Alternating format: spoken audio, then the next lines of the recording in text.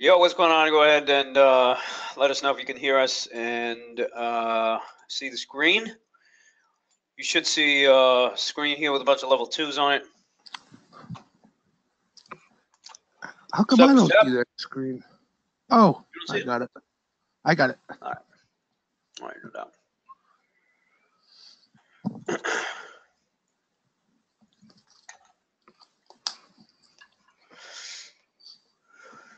Shot today. I don't know why I'm shot.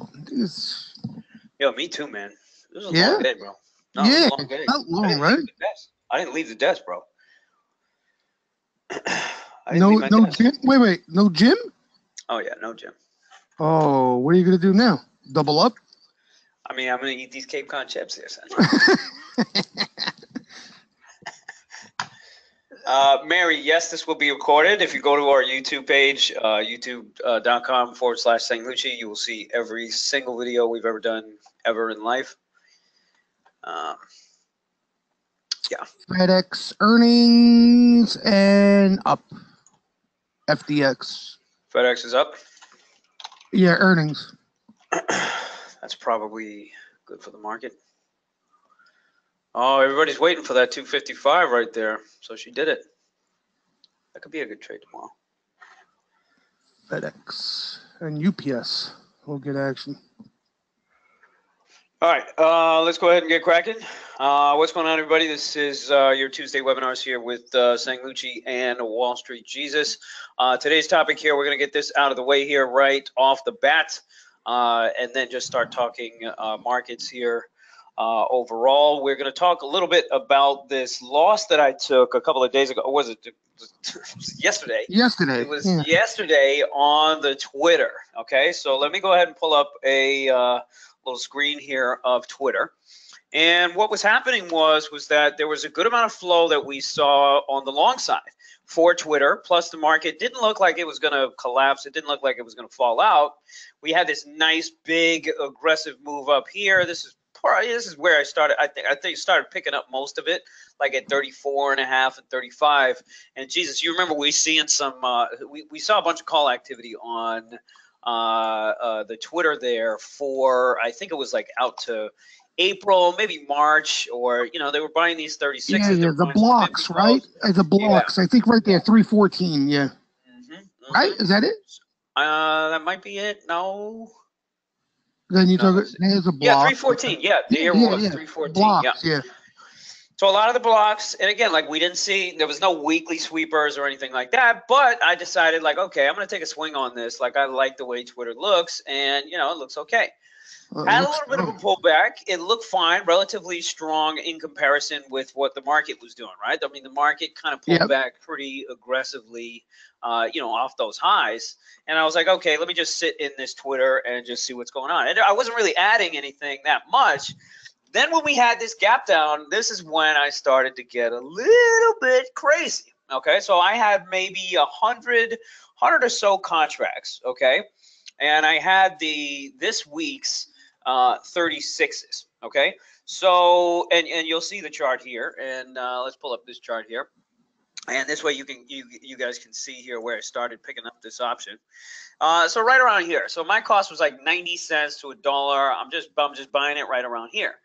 And then this thing just starts kind of fading on me. But you see the wick here. So every single day it just kind of went back up and just gave me this kind of false hope on this option. And I kept buying. And then when we gapped down yesterday, and we kind of came back up to, Twitter came back up to positive and then just couldn't do anything.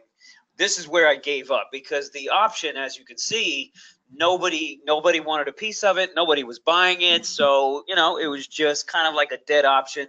Most of the premium and most of the sentiment was kind of coming out. But the damage was already done. I probably had about 200 to 300 contracts of this from a cost of maybe 90 or 80 cents. And I was like, fuck it. That's it. I'm ripping the Band-Aid here. And I'm taking this off here. So I took a quick screenshot of that particular trade. And you can see right here, this is where I closed it out, and I closed it out for about a $14,000 loss. And these were, and I also had SPY calls too that I was holding overnight. And then this was me just kind of just throwing longs to the wall that just wouldn't stick. So what I kind of wanted to throw out there and talk about here with you guys, as well as Jesus here, just getting your comments. I know, like, you try not to put yourself in these situations. Is that how many of you guys get biased? You get biased on your direction. I mean, we talk about this all the time, right? You get biased on your direction, and all of a sudden, what ends up happening is that you get married to the idea, and then it takes you a little bit too long to detach yourself from that idea. And by the time you detach yourself, the damage is already done, and you got to go ahead and book that shit. Now, remember, this option was still worth. What did I sell this thing for? I was just going to ask you that. What'd you sell that for? Yeah, this option was still worth. I sold it at like 40 cents, 40 cents maybe, something like that. So if I held that, and remember, I still had probably like 300 contracts. I would have been down another 15 grand, probably another 16 grand on top of that. And because again, that option is worth absolutely nothing. Then there's the opportunity cost. So once you get locked into a side, and then, the market just goes ahead and flips on you. Remember, Twitter didn't sell off yesterday when the market just kind of sold off. So, we were selling off the whole time. Twitter was holding up. And then during this whole sell-off, there was tons of opportunity out there. But my head is stuck on how to get the fuck out of this thing. Okay. How many of you guys have been there? So what it does is it takes away your mental capacity from what you should be trading and what you should aggressively be trading. I mean, come on. Yesterday was my market, Jesus, right?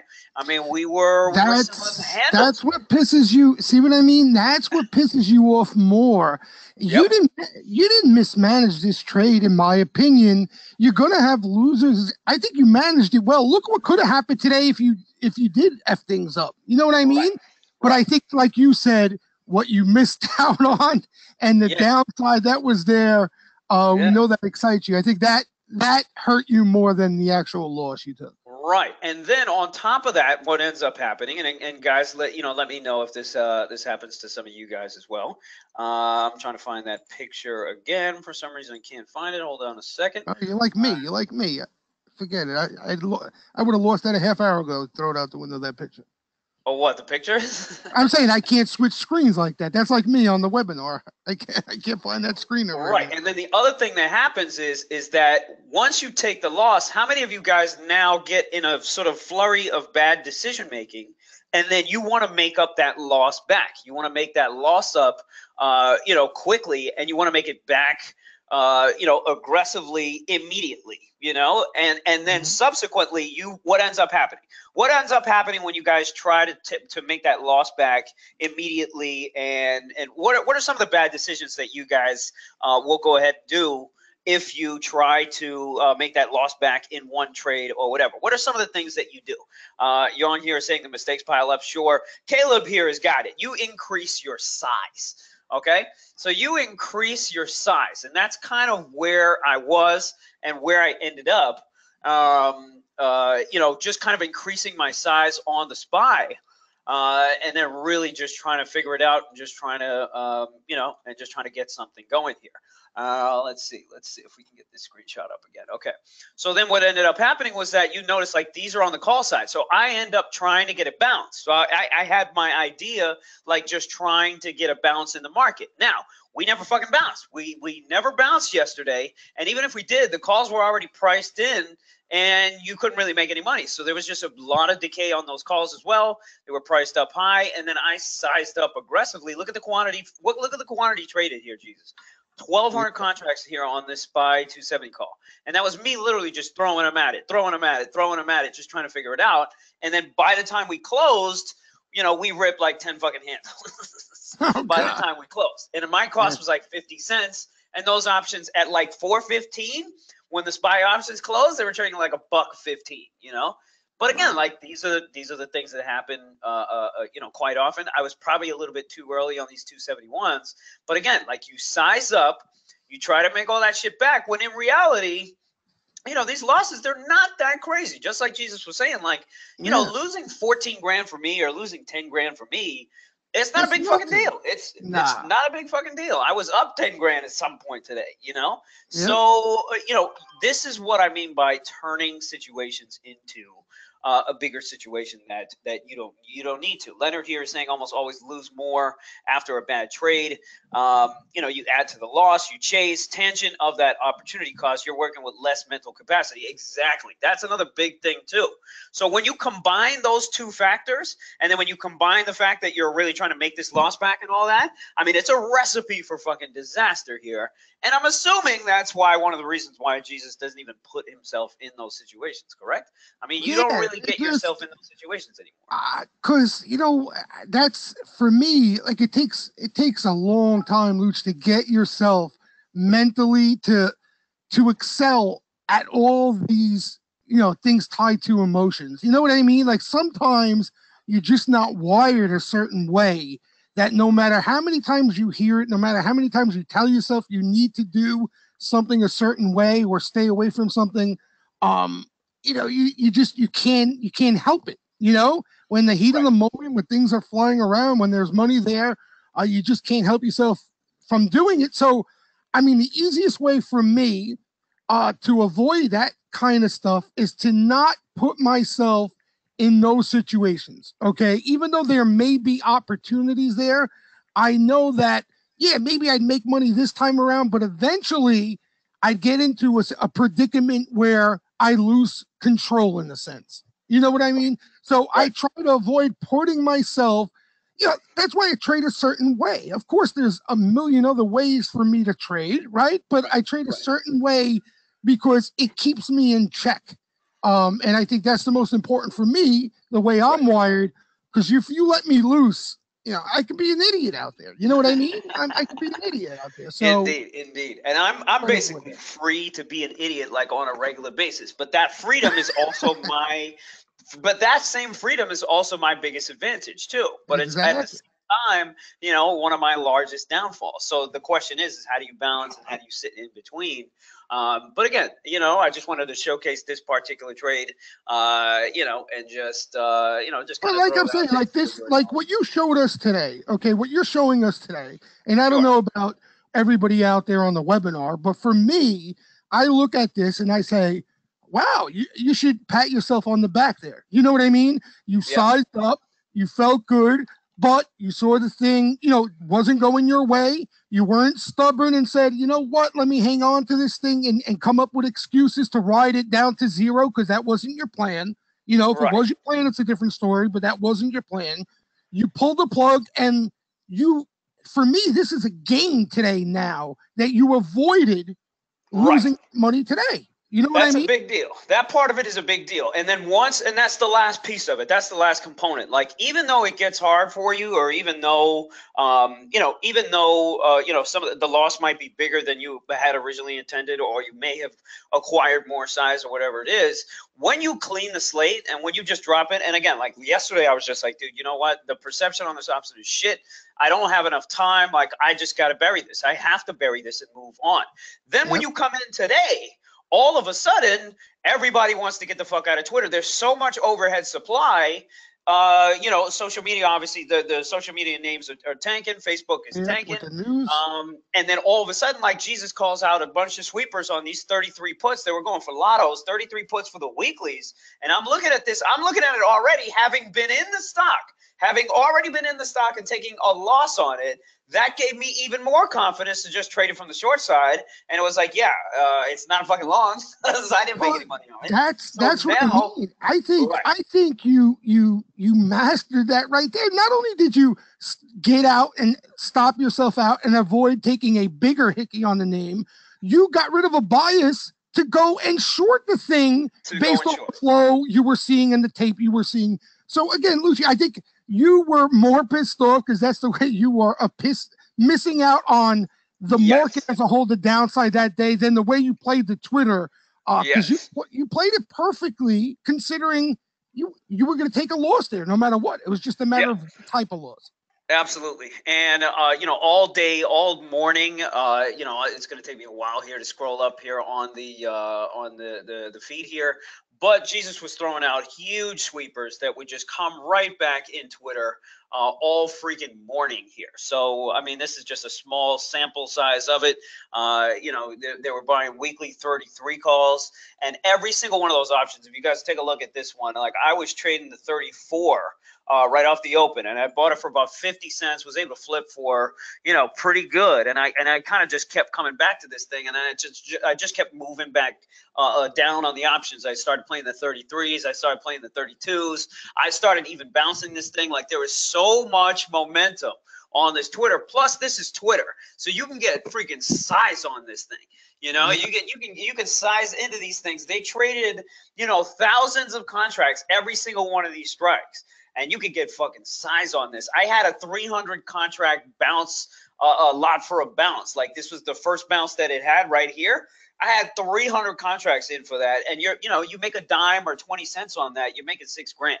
You're making $5 grand. You know, you're making good money. And there was so many scalp opportunities in Facebook and Twitter today. I think we'll just start going into these two particular names, you know, and just kind of throw out the losses there. But again, that's your losses right there. That's what losses. That's what I shouldn't say that's what losses particularly do to you, but that's what the cascade of effects that happen when you're in a trade that you know you don't have enough time in, or you're a little bit stuck in.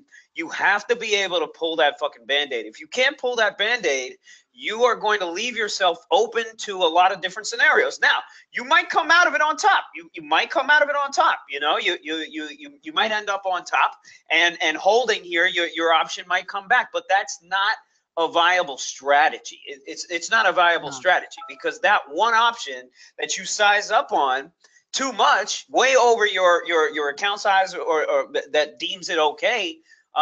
If you hold that thing to zero, you know, that's going to blow out your account. That's how you blow out your fucking account. Yeah. And here's the trick, guys. Okay. And this is what I mentioned about, like, myself and the way I'm wired. If you can't do that, okay, if you cannot pull that Band-Aid off and you're trading options, then you better reevaluate and come up with a different plan. And what I mean by the different plan is start trading in a different way that doesn't put you in that situation. One way would be that your stop loss would be zero, but that means you have to size down dramatically. Okay, so you're putting into the calls what you're willing to lose. That's your stop loss, and you have to build a strategy around that. Now, you may not like that.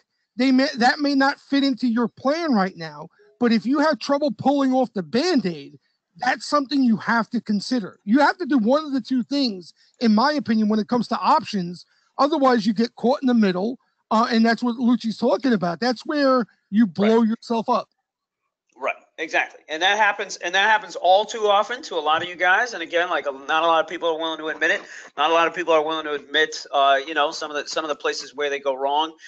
You know, places where losses just get excessive. Like, I went on an amazing run for the past 2 months, where literally I was just cutting shit. I was just cutting shit immediately. I was even anticipating, like, where I trade my best is where I anticipate immediately. So if I'm buying up here, so this is, I was also upset though, Jesus, that I didn't cover it when I could for the loss that I could have taken it for. So I could have taken this for maybe a $6,000 loss. Right. I could have taken it for a $6,000 loss. I could have taken it for, you know, a $5,000 loss or something like that. And then I could have just been done with it.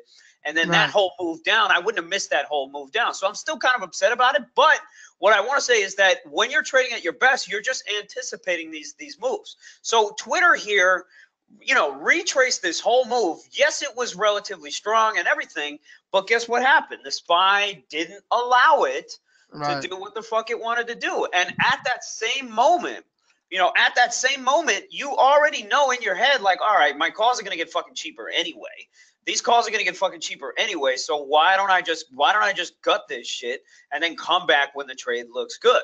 Now, the idea of Twitter going to fucking $40 is shit. It's complete shit, and now you toss it out. But at least it leaves your mind open for what could happen, and what could happen was fucking today. Today here, you know, this is a monumental day for Twitter. When the hell do you see her up or down 11% or 12%, or whatever the hell it was? You know, a huge move huge intraday moves. And most people, again, got caught on the wrong side of the situation, which is how the market works. The market is designed, and everybody is designed in there. All the players are designed to get you in the wrong place at the worst time here, positioned in the wrong direction here, and get you believing in the wrong direction. I really thought, Jesus, we were going to go to fucking all-time highs. I really thought we did. Even though we pulled back a little bit, I was like, okay, we're going to get ready to buy here, and we're going to fucking to it. That's what I thought. In my head, I was like, yo, we're going here, So it took me a while to detach myself from that particular bias just so I could, make some fucking money and not make a mistake being on the wrong direction. And that's how crazy bias and attachment will do to you. And you'll keep playing on that side, even in the face of tape that is telling you like, hey, dumbass, what the fuck are you doing? You know what I mean? What are you doing? We see that. I mean, I remember like it was yesterday, and we lost, a couple of good guys in the room who probably blew themselves up. I'm not going to mention names, whatever, but good, they were good traders, cool guys. They really, they were involved in the room, but they went MIA, and we all knew the reasons why. And a perfect example, just giving you, the Bazooka Joe Lowe's, as of a lot of us call him. If you follow me on Twitter, you know what I'm talking about. Back in 2016, the markets were just, in complete sell mode. The flow was just put sweepers all over the place for a good month straight. And then, people started to make money on the short side. Lucci, it got a little bit easy, and you know what eventually happens.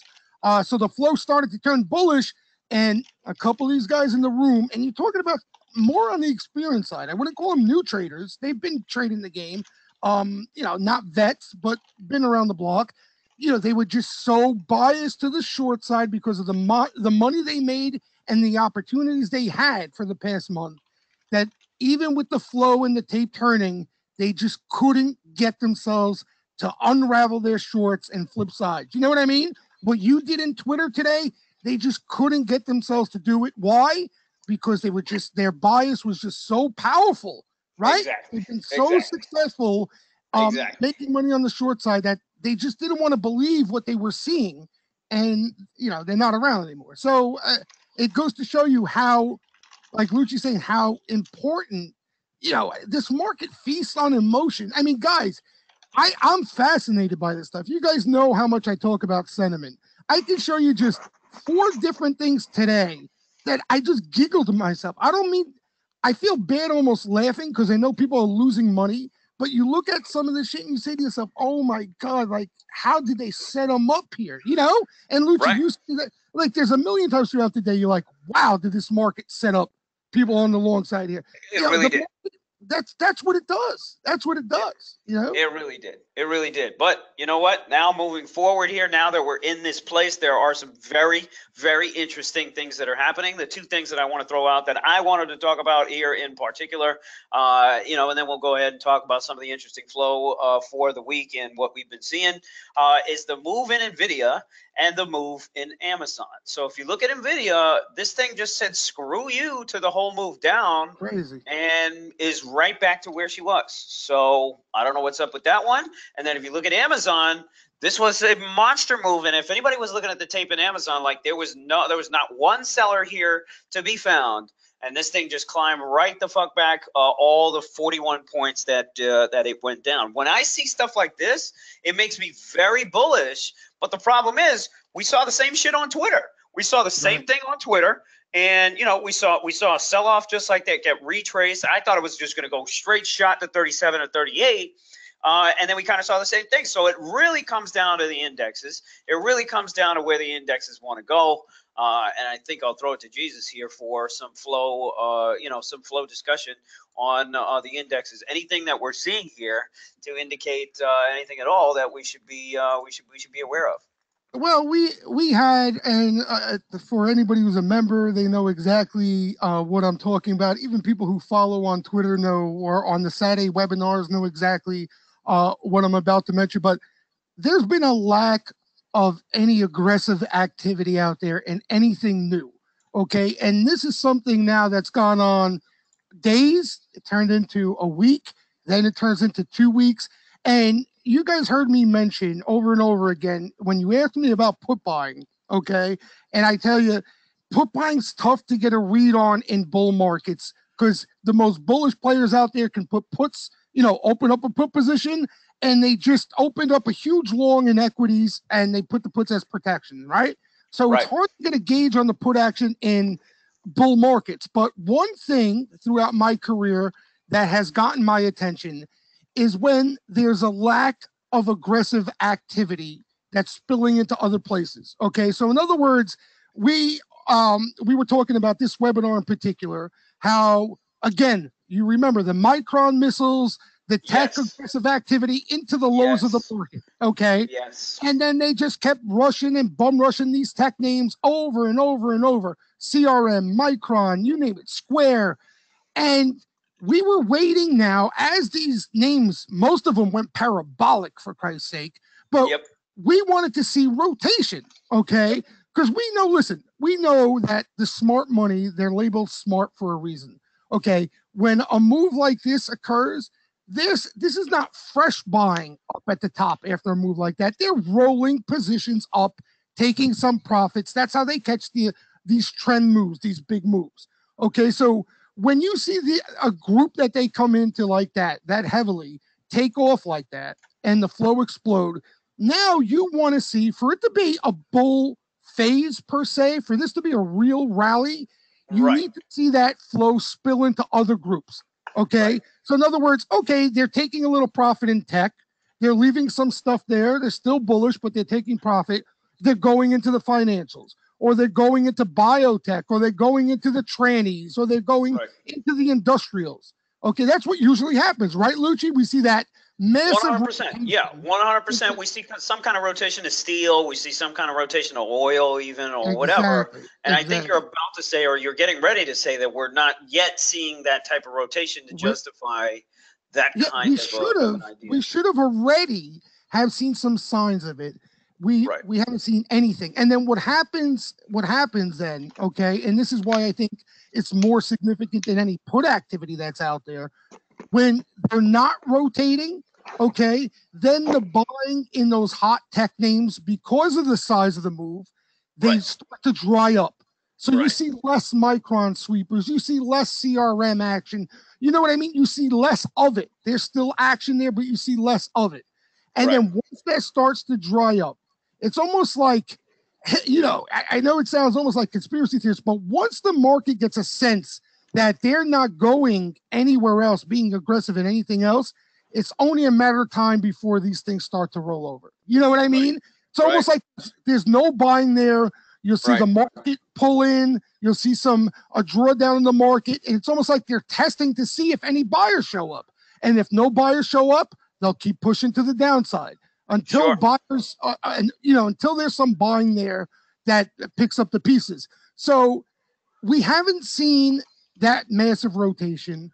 We're starting to see very, very selective buying out there. Selective. I'm talking about really selective. Like you could count on one hand the names that bought over the last 2 days.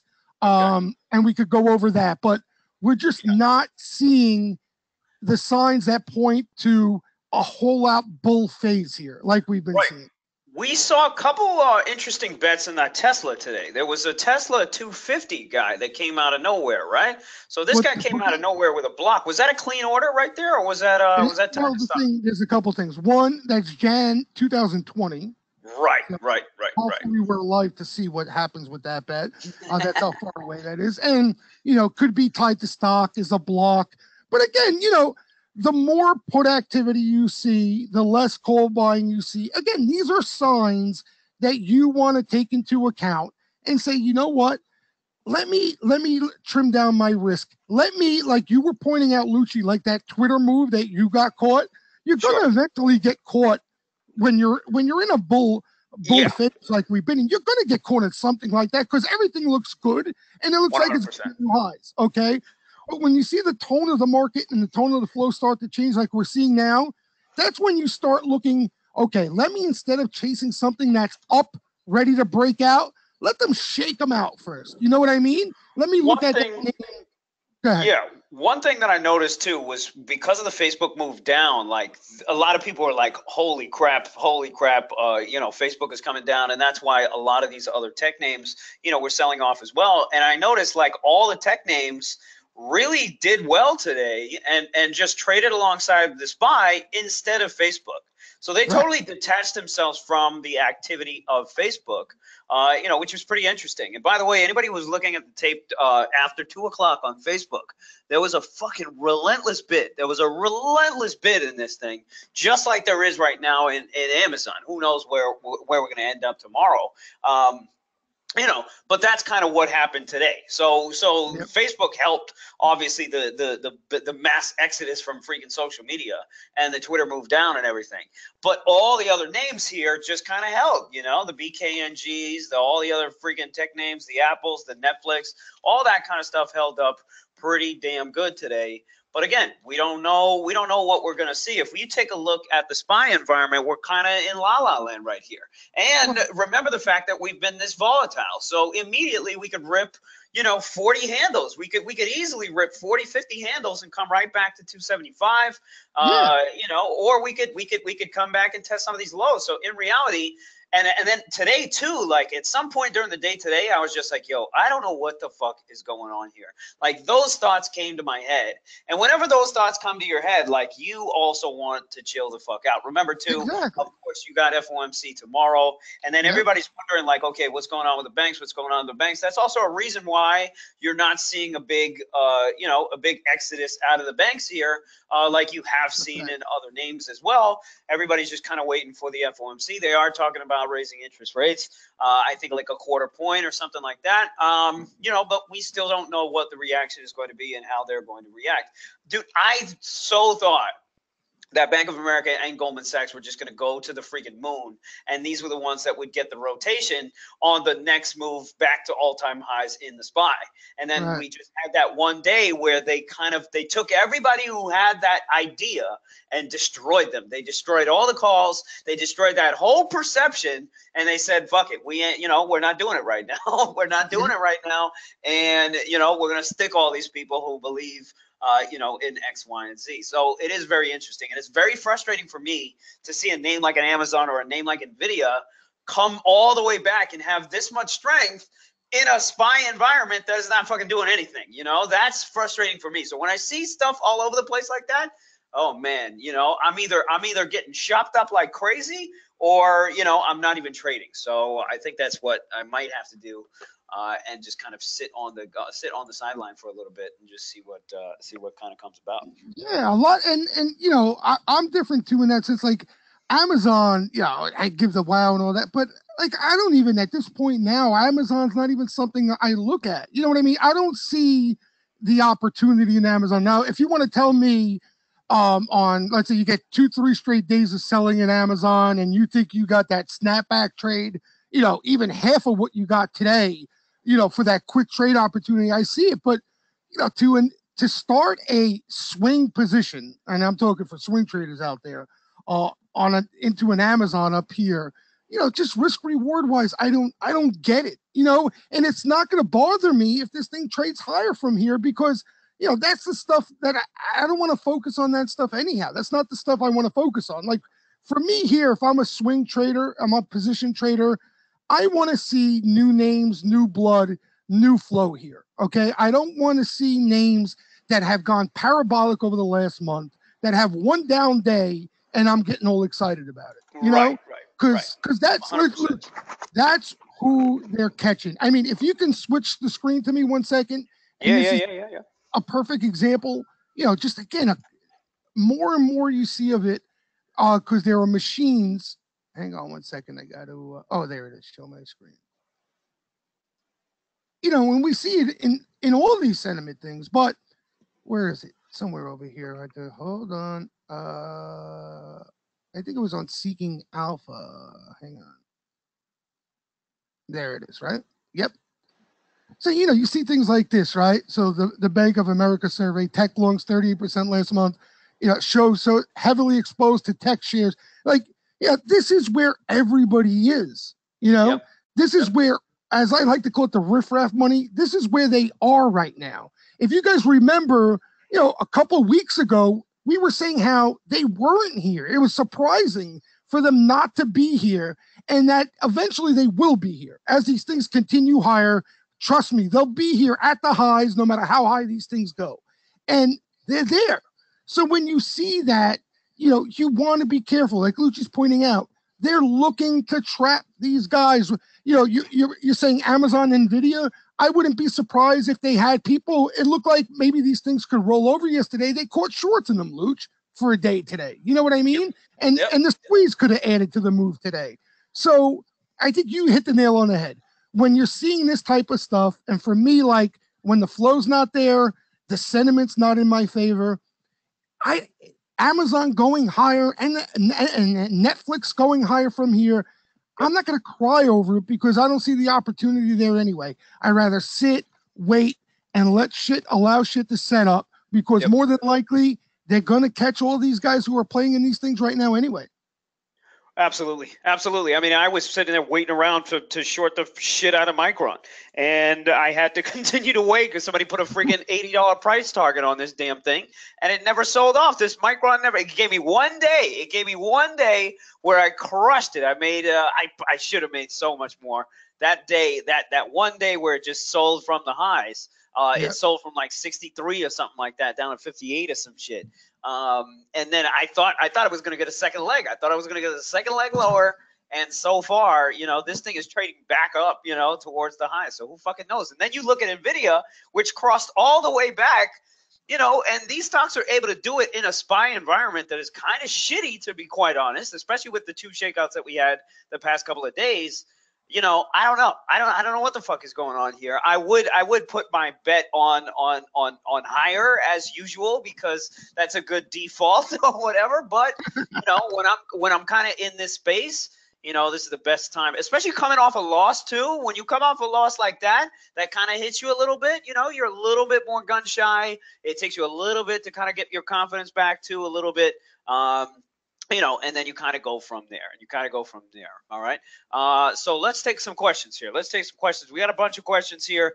We got one here from Ari Rosenberg here. Killing myself on Twitter today. Bought some weekly 33 puts for 26 and sold for 50. How do I not make the mistake of letting it ride to 2? But here's the thing, Ari. That's not a mistake, bro. That shit is not a mistake. Number one. So that's number one. Number two is the reason why you got out at 50, it's a mental thing, right? Because how many weekly puts have you bought and they haven't doubled and you took a fucking loss in? Okay? Answer me that question. Answer me that question right now. All right? If you had to compare the two, how many weekly puts do you buy that don't double? Out of 10, how many weekly puts do you buy that don't fucking double? Would you say what? 7 out of 10? 6 out of 10? 8 out of 10 maybe? If it's 60% or 70%, that means your brain is used to looking at a weekly option that doesn't make you money or something that you're just kind of messing around with to figure out, okay? So then when the money is on the table, you're quick to book it, okay? That is a mental thing.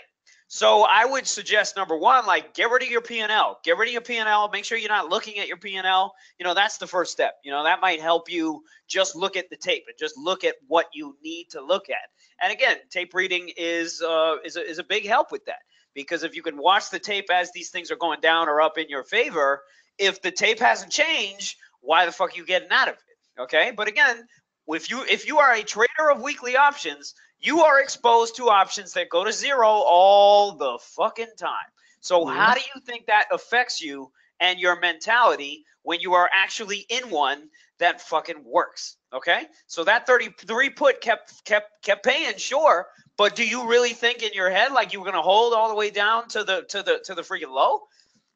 If you were looking at a tape that told you, hey, these sellers are continuing to come back, and you figured out, screw it, let me just give it a shot here, and you saw the Facebook tanking too as well, maybe you might have done it here, but you can't get upset at yourself for not letting it ride to fucking $2. Okay, that's not something that you were committed to in the first place. You didn't think Twitter could go down to $30, so how the fuck are you gonna get mad at yourself for making a mistake here of letting it ride if you didn't even believe it was gonna go down there in the first fucking place? So, these are things that you got to think about here mentally And a lot of you guys tend to get mad at yourselves for shit that you don't fucking need to be mad at yourself about. It's just a little tweak they're here not and there. realistic. It's just not being realistic. You know, this is one out of 15 names that you're going to get an easy move like this, like Lucci said, based on the flow, the tape, and Facebook being weak in relation to this. If you normally you're going to try to catch a move like this in Twitter, okay? Now think about this. This is the realistic way of looking at things. You want to catch that $2 move on Twitter, those weekly puts. You know what kind of squeeze? First of all, you got to determine you're looking to do that from the get-go. So that means you've determined to sit through a squeeze. And Lucci will tell you the first thing about these squeezes when you short a name, usually normal and more than not, right, Lucci? You're sitting through squeezes that there's no way you're going to sit through that. So this is more luck than anything else. You know, you ride it down, like Lucci said. Maybe the tape is in your favor that allows. Right, or you make a second trade, or Ari, you make a second trade. The shit rallies, you see, Jesus will call out more puts. Every single rally that happened, people were buying more puts. There were guys buying 500 lots or 1,000 lots of puts every single rally that we got on this thing. Every single one. And the Facebook was the same way. You just stick with it and continue and continue. So it's a mind thing that you need to work on, Ari. It's not something that you're doing wrong per se. Okay. We got Jordan here saying, how can you prevent from over? A lot of you guys are asking us these 8-ball fucking questions, by the way. Jordan here is saying, how can you prevent from over trading? Okay. So there are things that you could do per se, Jordan, but I'm not you, bro. I don't know what the fuck is going on in your head. I don't know what you're motivated by when you're trading. I don't know if you're trying to make back losses for the last 5 fucking years. I have no idea, bro. I have no idea. You are your own person, and you got to figure out what makes you motivated to make X, Y, and Z shitty ass trades. But I'm not in your head. I can't be in your head, nor can I do anything for you as far as that is concerned, or as far as overtrading. When you overtrade, you know what you're doing is wrong. Okay, you know what you're doing is wrong, and you know you're racking up losses. But if you're still fucking doing it, then that's on you. That's something that you got to figure out. You know how to do. We were just talking about that to start the webinar. You know, only you know emotionally how you are wired, what you can avoid, what you can't avoid. Okay, like I was saying, I trade a specific way because I know if I let my hair down, I'm going to be a complete disaster out there. Okay, even though I know I shouldn't be doing things, I still be doing it. So I need a system in place, a strategy in place that keeps me out of those situations. Okay, so I'll give you an example today. Okay, how half the room and Lucci was trading today, if that was me, I probably got to figure out another new account to ACAT over because my account will be done today. Okay? I mean, people were trading long, short, long, short. Yo, I was flipping every 5 minutes. I was short, long Twitter all fucking day. All fucking day. I couldn't keep up. I'm trying to root Lucci on because I wasn't in anything at the time. I'm rooting for downside. He's long now. I had no idea what side to even root for. Okay, but that's him. He does it. He does it well. But I guarantee you, a lot of you out there probably couldn't do it. I can't do it. All right. So as everybody's trying to figure out the up move or the down move in Facebook, you know, I'm sitting in a box that caught some flow and trying to ride the wave. You know, because I know that, yeah, maybe there's opportunity there in the Facebook because of the ranges and the squeezes there. But I know for me, that's not for me. I can't trade that way. I'm not wired that way. Okay. Even the put side, for example, Luch, like, you know, I don't trade anything on the short side at all. Now, why? Because what Lucci said he did in a Twitter, I know that's going to be a tough thing for me to do. If I'm sitting on the short side, I'm in puts, and all of a sudden bull missiles are coming in on the call side, I got to cover my puts, get out of my shorts, and then get long. That's not easy to do emotionally. You know, that's not easy to do. So I know the best way for me to avoid that is just not allow myself to get into that situation.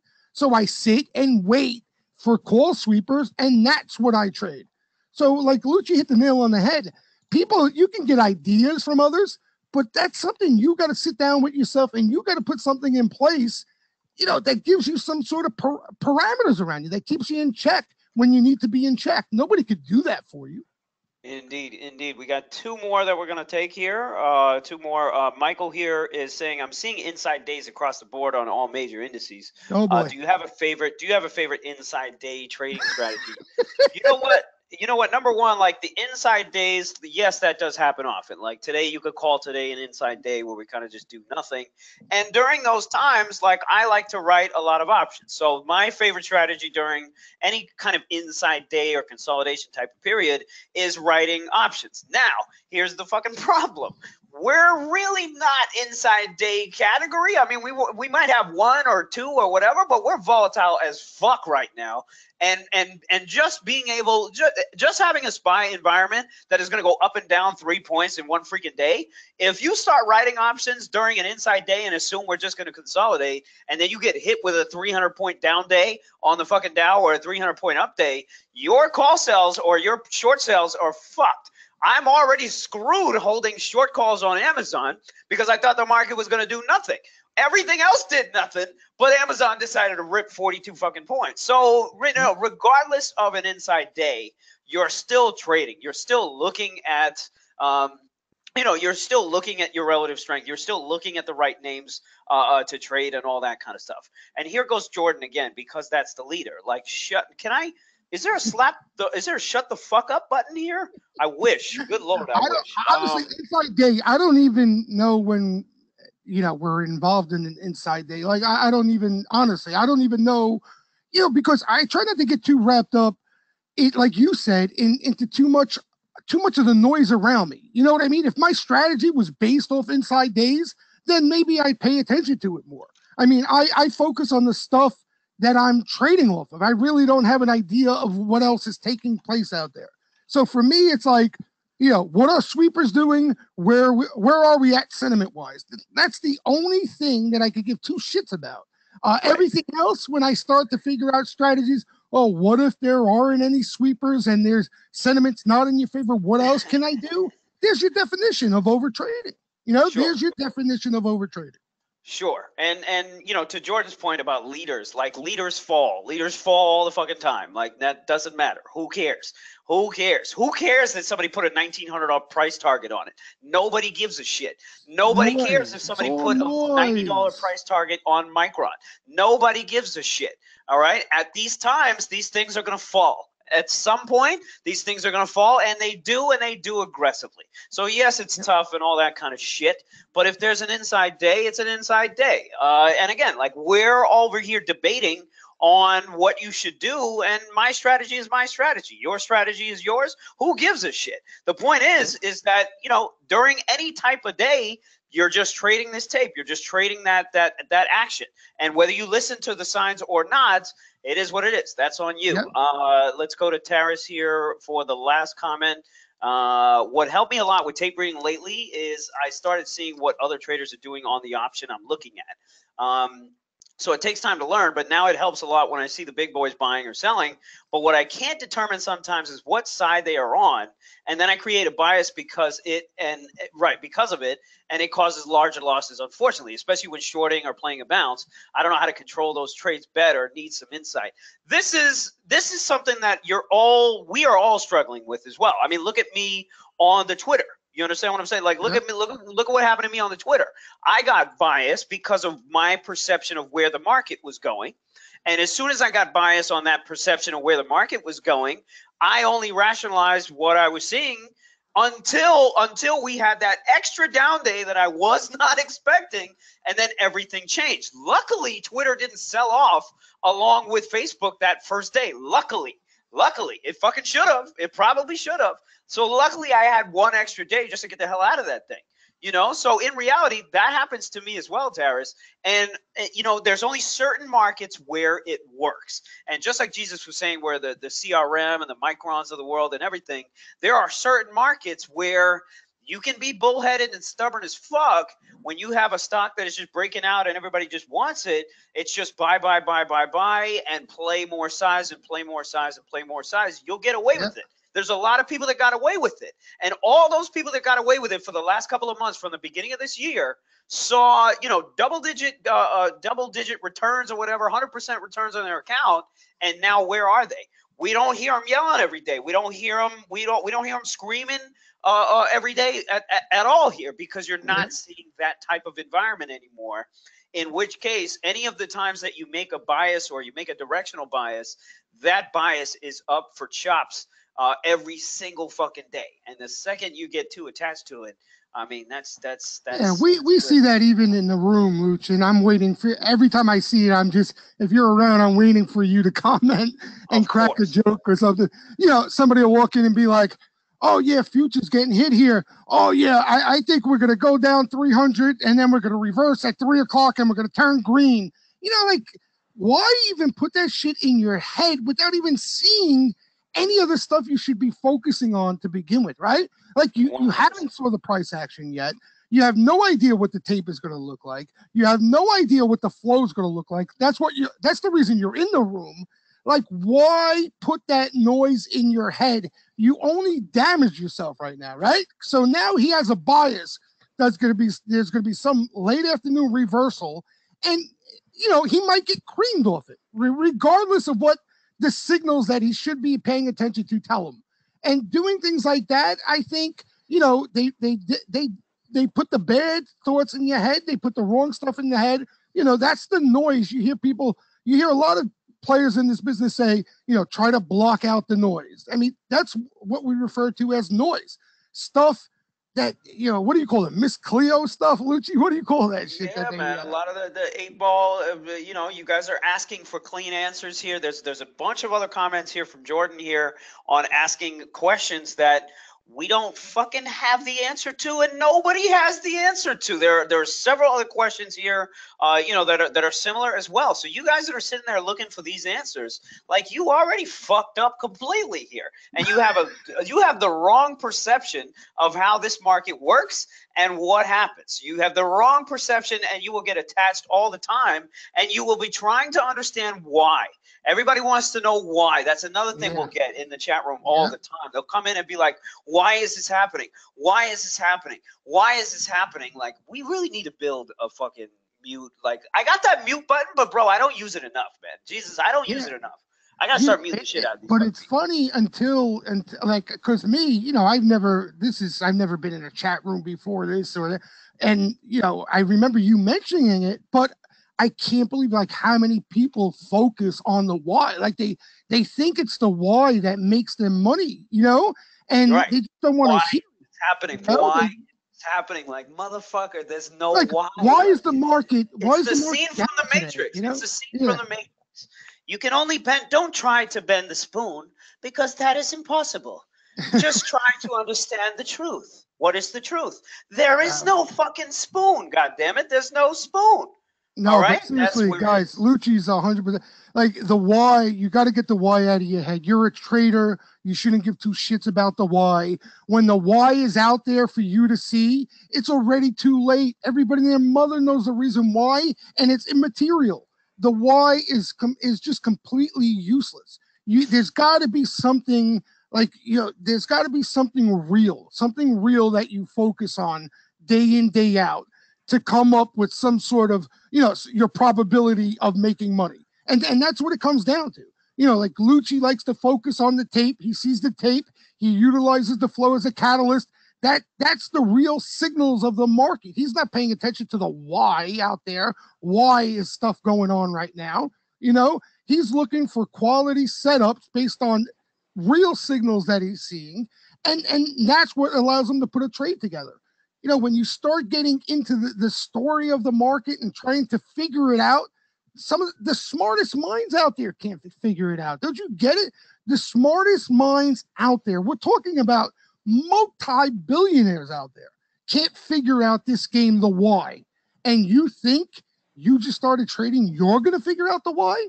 I mean, they got machines, algos, Lucci, that don't even give two shits about the why, just trading off shit like this, right?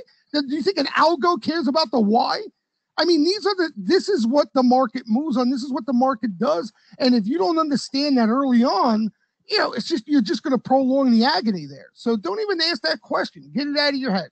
Indeed, indeed. All right. I think going forward here tomorrow, like, you still have some pretty juicy names to trade. You got the Facebook, you got the Twitter. These things are going to be pretty exciting here because they have, really, really wide ranges.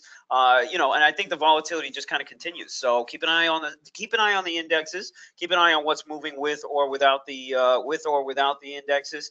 I have some short calls on Amazon that I got to find my way out tomorrow. So I got my work cut out for me already.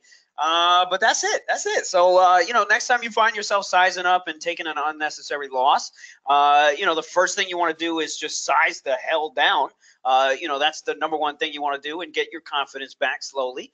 And that's it. You really try to anticipate where your option premium here is going to pay you off. That's something that we teach aggressively in the master course, understanding why your option is priced the way it is, the things that are involved in its calculation, and then understanding where you could get some fat premium, or where some of that premium is going to disappear. So those are very two sort of big concepts that you can use here to anticipate, like, where you should probably shave some freaking size off and save yourself from potential disaster. That's a lot of what trading is about too, especially for me, is saving yourself from some bad mistakes and some bad decisions. So that's where you want to be. So anytime, again, if you take a big loser or whatever, life is not over. The shit moves on. Try to wash it out as much as you can. Try to make sure you go out, hang out with your friends, talk to somebody and everything, and then just come back to the market the next day, Yeah, and wait and be patient. Wait for your setups. It's funny because you hear traders, they want to do it, but then 1 or 2 days, Lucci, they're sitting around. I'm talking about swing traders. 1 or 2 days, there's nothing juicy to trade, and they're just grabbing at anything. If you're determined to trade the high quality setups, and that's the way you want to go as a swing trader, and I suggest that's the way you do go. A lot of you guys out there that are swing trading, who can't be as active every day as myself or Lucci or as a lot of people in the room, you have to be selective. And when you're in this type of environment where the flow is not showing you much of anything special, sentiment's not really signaling anything much. There's no bullish extreme, no bearish extreme. You want to be patient and allow things to set up. And if you let that FOMO bother you, I got news for you. That's going to be the death of you. When you let that FOMO bother you, when you see names like Amazon, Netflix continue higher, and you're pissed off because you didn't chase, you're heading down the wrong path. So this is a good time, stay patient, wait for your setups, wait for them to come around, and be ready to fight when they do, right? Make sure you're for it. When I get my setup, man, I mean, shit, I'm clearing a lot of money, man. So it doesn't matter. It never matters. But it takes a while. It takes a while to get there. A lot of people will take a big loss too, and it'll get them really depressed, and it'll get them very, upset about the whole endeavor and everything. Yeah. And then they take those emotions to the market every single day, and they think the market should pay them back, and they think the market should make them whole again. And unfortunately, it doesn't work like that. So it's a constant uphill battle that you got to be ready for. So work on that mind, guys. Work on that mind. All right, guys. You can check the recording here on YouTube, and then check us out at sayinglucci.com or wallstreetjesus.com if you want to join the chat room here as well. All right, guys. Take care, and we'll see you next Tuesday. Have a great night, guys.